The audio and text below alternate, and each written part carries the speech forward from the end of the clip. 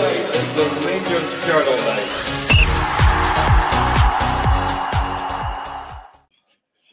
Good evening, everyone. This is the Rangers Journal's post-match reaction. To tonight's game against Athletic Bilbao.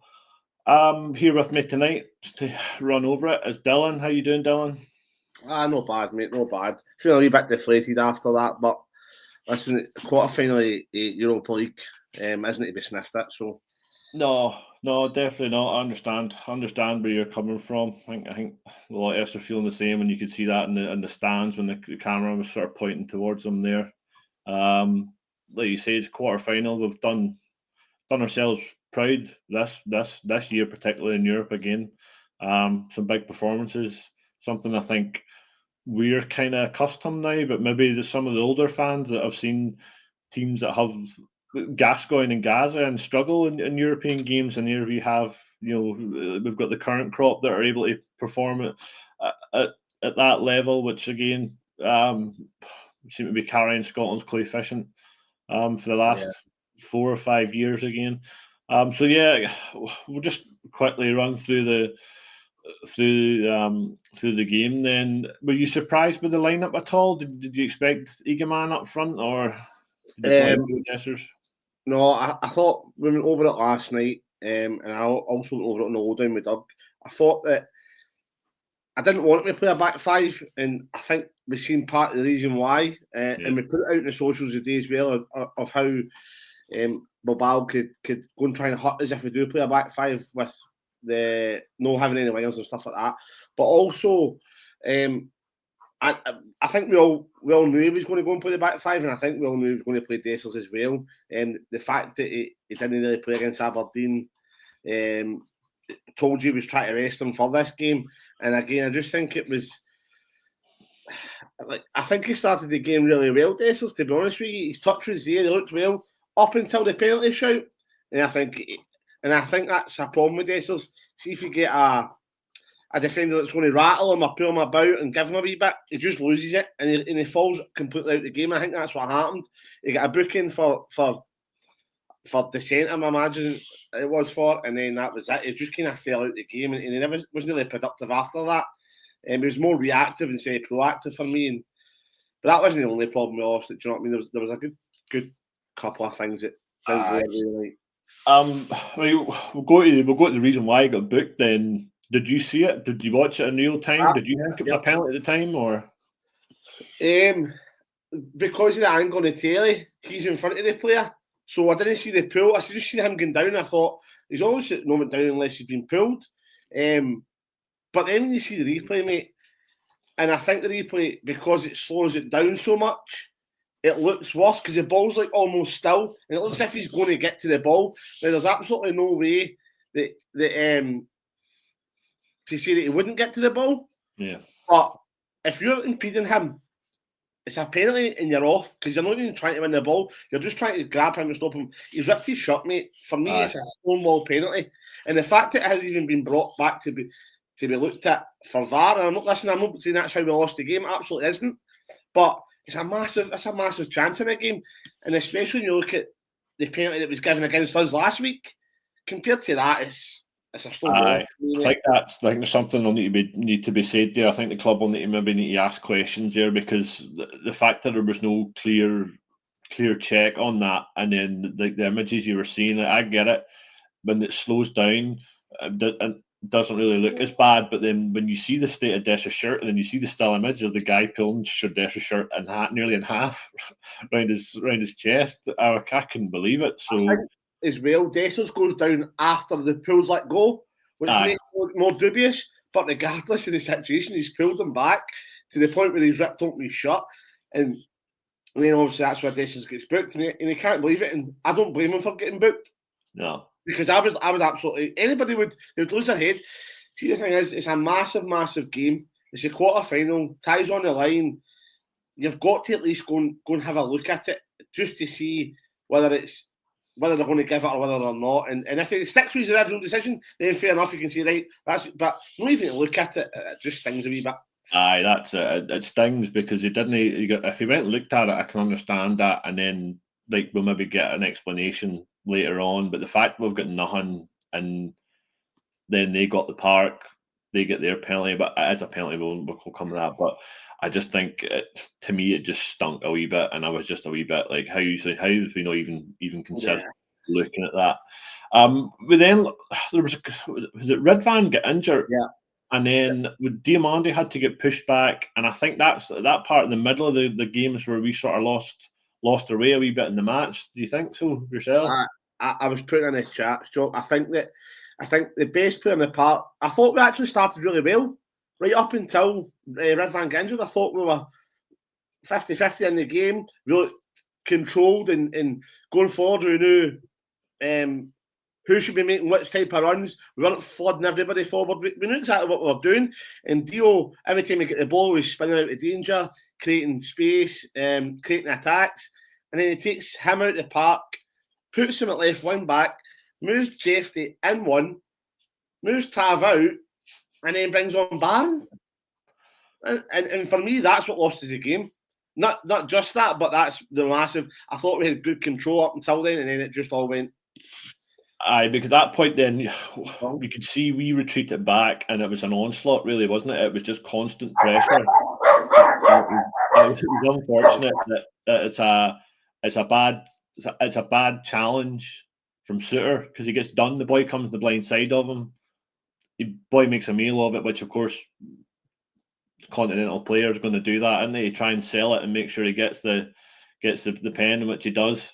And it's just the worst time to concede. It's just going right into half time. I thought if we'd held on, I thought we'd only a chance here if we hold on, but just wasn't to be the case, was it?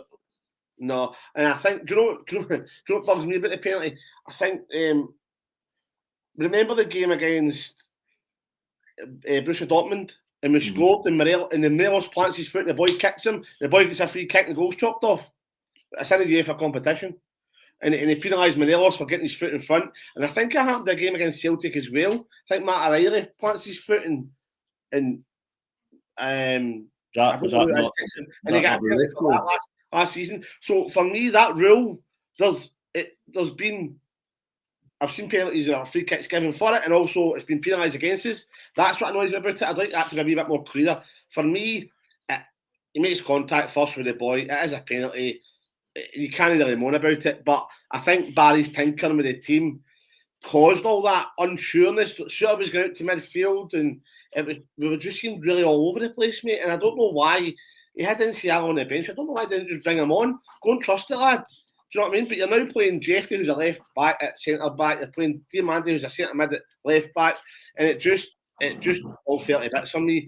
And then obviously got a penalty, went into half time, and I think he's obviously rearranged the team at half time, gave them some words, and they came out and we looked all right again because we knew what the plan was again. But for that spell from Ridvan went injured until half time, I thought we would just look all over the place.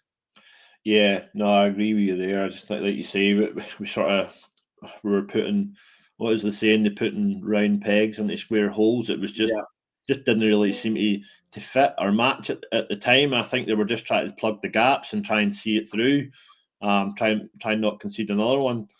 And like you say, he came to half time, and then he's obviously addressed it, but then Balogun gets the knock quite early in the start of the second half, and then eventually Enciala comes on, and I thought he was great when he came on. I think he was solid, and he was using his attributes, which is that he's a great range of passing. I know we've seen it sort of late in the second half, but I think that's something that we probably could have been using earlier in the game if we brought him on earlier. But maybe that's, like you say, maybe it's a trust issue, or maybe there's something else. He had another idea in his head about how he wanted things to go. I just don't know.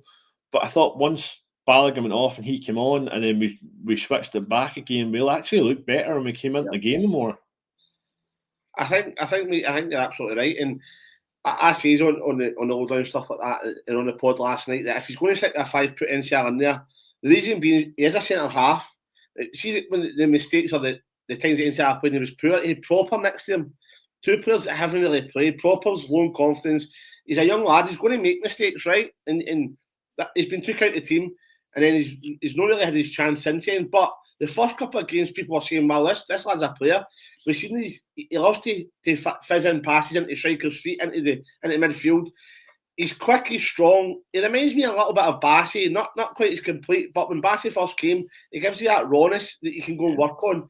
And I think that if he's playing in a back five with Ballaghan and Suter, if he started that, and Jeff on the left end, I think he'll be coached enough through the game not to cause any problems. But when he went to a back four, and they had to bring him on, and we had to go to the back four because Ballaghan went off, I thought the lad done absolutely brilliant. If I had the ball into, I think it was Diamandi who was in line with the strikers, he turned, he was switching the play, he was firing it out wide.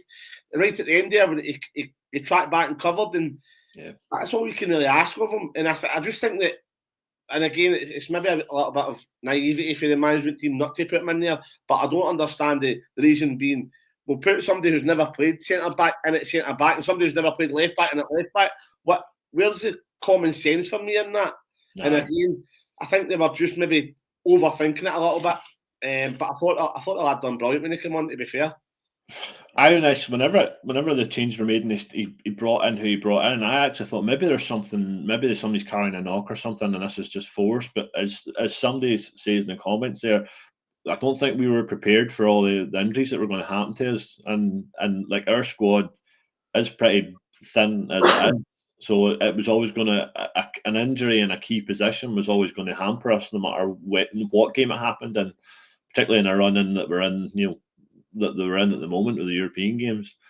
We hit the post, which I thought was so unlucky, but again, it came in at a time where we started to actually play a bit of football and actually try things, which again, I think we lost that whenever Diamandi had to go into the defence. We lost that midfield presence. He got shifted back into where he's supposed to be playing or where he started playing, and he was getting a lot of joy. And then say we obviously create the chance from that. What do you think of it yourself? Is it unlucky or is it a good save? Or I think it's a really good save. Obviously the goal, there's not much about it. It's in amongst bodies, but he could have just stood there and let the defenders try to deal with that because it's 6-yard box. But it comes out, makes himself big. It comes off his ribs onto the post. We're unlucky. Good save, but I think that I think because we went to a back four, we had more players then to go and play in the middle. Like we spoke about, we had wingers there to go and match up with their players, and we looked more comfortable when we had the ball. We are back five. You need to remember, you get 3 centre halves on the park there that don't necessarily, you're not going to be playing it. Do you know what I mean? So I think that's what made it, when we started to play a little bit better, is because we had more players, we were more comfortable.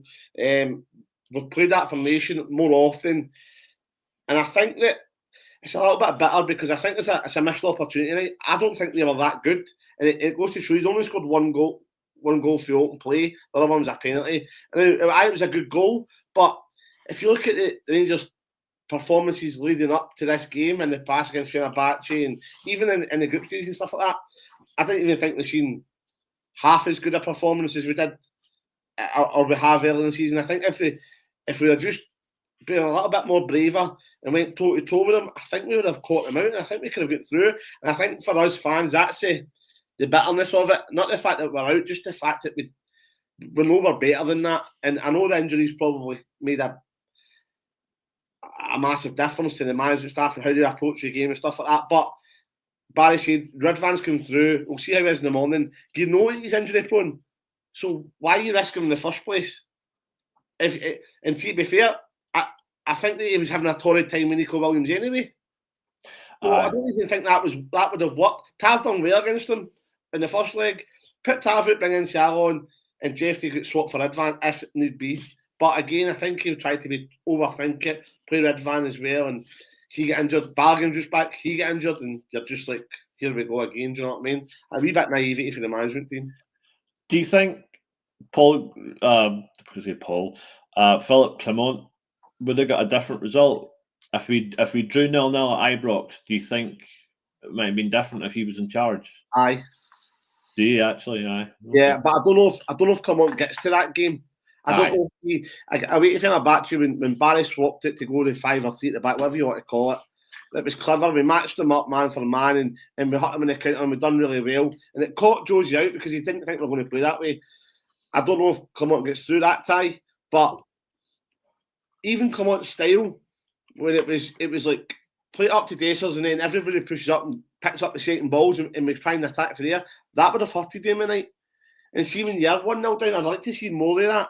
Go and try and play it up top, hit the big guy. But midfielders get up and win the second balls, and then you go and make something happen. They're our final third, their defensive third, but it wasn't to be. I think that's what Coisty was talking about in the columns there. He was saying that now that Egeman's on, the two up front can sort of work together and play off each other. One holds up, flick ons and stuff. But I don't really think Egeman's that kind of player. Egeman should be the central striker, I think. Again, he did all right when he came on. I know he had a chance there in the 94th minute. It probably should have maybe had a wee bit more composure with. But I say after we hit the post, it kind of went back and forward a wee bit, I thought, and it was just a case of tit for tat. And like you say, they didn't really hurt us because we know they've got quality. They're sitting fourth in the Spanish league. They've only lost, I think, 4 games all season. And I think it's their defensive record's the one that really. They're Scotty. Even Scotty. How you doing, Jock? You alright? I'm not too bad. How are you doing? Oh, I'm totally fine. I'm in the pub. I thought I would jump in, give my quick 50p's worth, if that's okay. I'll give you a pound's worth. Go ahead. So, but I thought tonight there wasn't that big a gap in quality in terms of. Thing is, if people want to know why Ferguson's not going to get the job tonight, kind of underlines it, if that makes any sense. There was no cohesion up front. Dexter didn't do his job. He didn't do the Kenny Miller role where holds the ball up, playing and play. And then, seeing he got that, the midfielders didn't pass it to a wing back or there's nobody safe in possession. And I said it last night on the kind of preview where I was like, need your centre half to play at the peak, and then you need your striker to hold the ball up and bring the likes of Tierney and stuff. It just didn't happen tonight, Jock. It was No, it didn't. I think. to be honest, it's rotten. Right? I think there was times where the ball got to the midfield and it sat in the midfield too long. We needed to be quicker. We needed to hit them like we did Beth Bernabache and get in behind them, and that just never happened. For me, again, because you don't have an outball. Because Dessers is wanting to go in behind. There's nobody there. You can't play it out wide to then go and hit Dessers because Tierney's coming in as well. So, and our fullbacks, our wing backs aren't getting up high enough and quick enough, and it wasn't the right tactics. It wasn't the right team. A lot of stuff was wrong. But then, Dylan, there's no an out ball on the flanks because Tav didn't do it. The other side didn't do it. No. So you're sitting, you're looking, you're like, where do I go with this? I thought tonight wasn't there a fair result, right? Dessers gets his shot pulled and all that kind of stuff, right? So that's what it is. If that penalty is given, it's a different game. But I still think overall they won on quality because, and that's not easy to say because they're just a city based within their own people. So Scotland playing Rangers or Spain playing Rangers, that's the way they treat things. Yeah. So I'm sitting tonight and I'm like, aye, we got beat, but we didn't get beat fair and square, if that makes any sense. I wanted to jump on and say, like, aye, we got beat, but we could have done better. See if Barry would have more time to coach how to go forward and how to play. Like, we love to go forward to Dessers, and he's like, that's not his game, we all know that. Like, Dylan or Jock, you'll tell us, like, it's not his game in the slightest. But maybe if you point the ball to Egerman or Danilo and you put it into their feet, they'll hold it up and they'll bring Barron or Raskin or Diamandi. I mean, Diamandi's playing left wing back at one point tonight. Like, why? I think Doug highlighted that I think Diamandi played there for his last team, so maybe it wasn't something that's like it's probably alien to us and maybe not alien to him, and it's probably something that the McCann and Dodge probably said, look, we could put him out there because he knows what he's doing, but we just lost that midfield presence then, didn't we? We just that's where it started to go wrong, and then the pressure piled on top of us. Again, though, they're just overthinking it. For me, you've got a centre half on the bench. One of your defenders gets injured. Halves a right back. Put him to right back and bring a centre half on. Like, it's no rocket science for me. Do you know what I mean? That's a simple, normal change. They've tried to be too clever and put Gabriola. They've absolutely. I know, but Dylan, I get where you're coming from, but at the same time, like, Dessers never done his job tonight. Like, No, never. Let's say it as it is. Like, he didn't. He didn't. He didn't produce the Fenerbahce performance, but Jack came on the preview last night. It says it's either a 2 out of 10 or an 8. 2 or an 8 or a 10. Like, he was a 1.5 out of 10 tonight. He was absolutely honking. I know he get his sponsor ripped off his shirt, but at the same time, see if that's Motherwell or Ibrox, you're like, that's not a friendly. Like, 100%. Like, that's just the way I see things. I just think if we'd have went and we'd have put more of an attacking influence on the game tonight, we would have That's what we were saying, put up for a fight.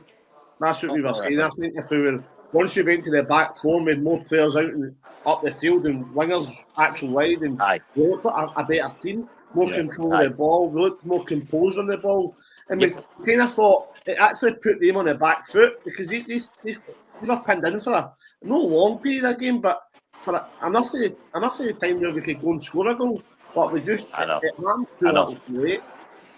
Too much respect, right. You think, Sean? Right.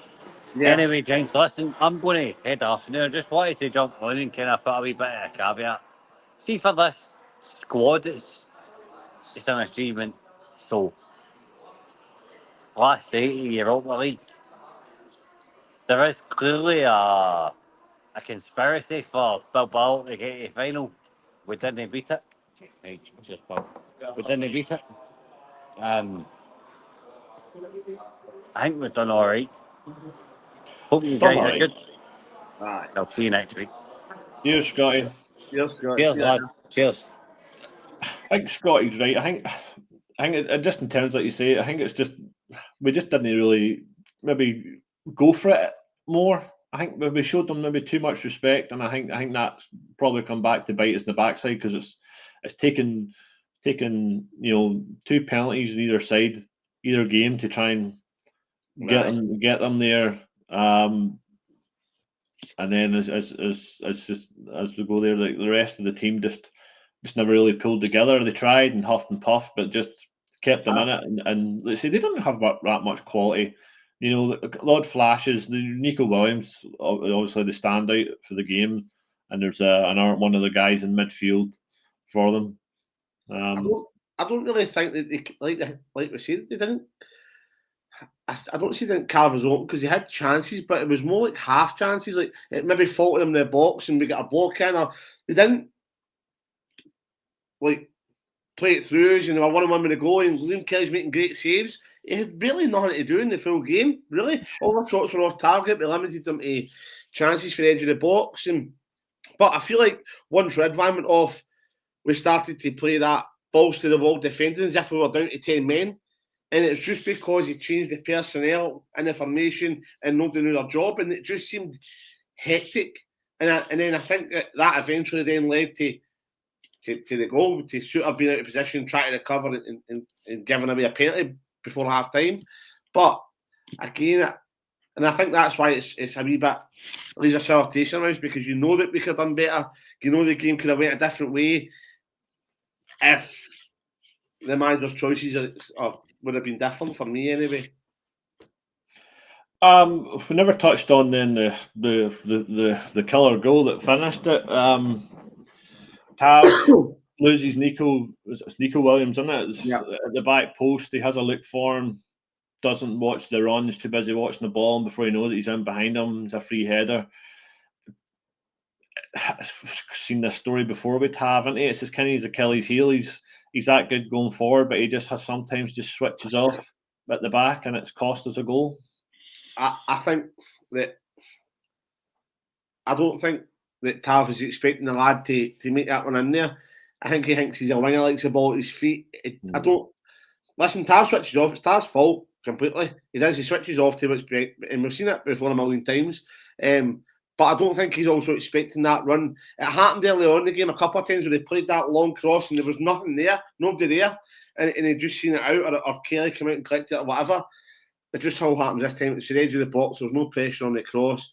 Tav switches off, maybe try to deal with positions in front of him, and the lad comes in, meets it well. I said in the chat, I think Kelly could maybe do a bit better with it. I know he's scrambling across the goal, but I also think it's right at him. It's right there. He could just try and get a hand to it over the bar. But again, I think it's a save that I would expect a Rangers goal to make. And maybe I'm being a wee bit too critical there, but I think I've seen that in the past. These sort of chances. I think the one in the first game where he dives and saves it and holds on to it, I think that's a better save than, or a harder save than the one that goes in the night. So, but again, it's a matter of opinions on that. And then, as I will what goal, that's probably where the quality shone through the most in the game, was that cross, the run and the finish, to be fair. But over two games with that 180 minutes, that's all they created, really. I just think that we never even, I don't even think we created anything near what we could create, do you know what I mean, or what we have created in Europe, and that's it. Again, that's what leaves the bad taste in our mouth about it. I think you're right, and we'll bring it to a close there. I think you're right. It's one of those ones where I think if we maybe just gave a wee bit of a better account of ourselves and maybe tried something different, or maybe that start of that second half, just really go for it. We might have been talking about a different outcome, but they're at the end of the day, I can understand their aspect from it, that it's in their home stadium, so they're going to do everything they can to get there. Even if Mourinho says there's other forces to help them. I didn't really think that they'd done everything they could. Do you get that? It didn't really seem like they thought we have to win this game. It didn't really seem to change gear. And I don't maybe that's I seen a good team. They didn't have to change gear or that, but I just didn't see a spark from them. What they've seen, like when Fenerbahce came and played us at Ibrox, I thought, that's a good team. You can see the patterns of play that they were. Do you know what I mean? I thought we were a wee bit lucky that night, but the night I just felt like, I don't know, it was an easy game for them to win, even though they didn't really have to try. And I think on I seen the comments here on Dessers, he's always looking to go in behind. Like I said, he's reacting to the balls that's happening. Instead of being proactive, he has to get his body in front of the ball, get a grip of his man and hold the ball up, and then lay it off and then go in behind. And the night it was you heard the eye on the comm saying Dessers got to get in front of his man, he's got to be there, and it just wasn't the night. And again, that's on the management staff and the choices they make. That's it. Wasn't to be this year for us, another trip to a semi-final, but I think, let's say, this European run, I think we've done quite well. Especially big game against Fenerbahce. I thought we did all right. It just wasn't to be this year. Just before we go, I'd just like to give a wee shout out to our own Scott Cameron, who's running from Manchester to Liverpool tomorrow in the 50-mile ultra marathon. From what I can see here, ultra marathon thing. It's on his Twitter handle. If you'll follow Scotty, go and see and just give him a thumbs up and just say we're all rooting for him, and it's rather him than us doing that, I think. Dylan, just again, thanks for joining us tonight. No problem. Listen, I think me and Dave are going to do a wee tactical review on the game. I don't think it'll be that long, but there'll be a couple of wee points in it that maybe you'll take something from the game that you've not seen or didn't realise. I've got a couple of notes down, so look out for that in the next week or so. That'll be posted on all the socials and that as well. But listen, it's a massive achievement, I think, for this team, this group of players who's overperformed in Europe, let's be honest. That triple header against Fenerbahce, Celtic, Fenerbahce, Am I right in saying that? It was Fenerbahce. So, That, yeah, I think so. that was massive to get through them and then go to Celtic Park and do that. So, but again, it means nothing in the grand scheme of things. But I think that with the new management team coming in at the summer and the new owners and stuff, it then can look a wee bit exciting because there's definitely a stage here to go and build on. That's it. It's definitely a platform because we showed it because we were in the final a couple of years ago, so, and say that it's only going to be music to the 49ers ears whenever this finally gets done. Yeah. Thanks everybody for watching. Thanks Dylan for joining, and just remember, every night's a Rangers Journal night.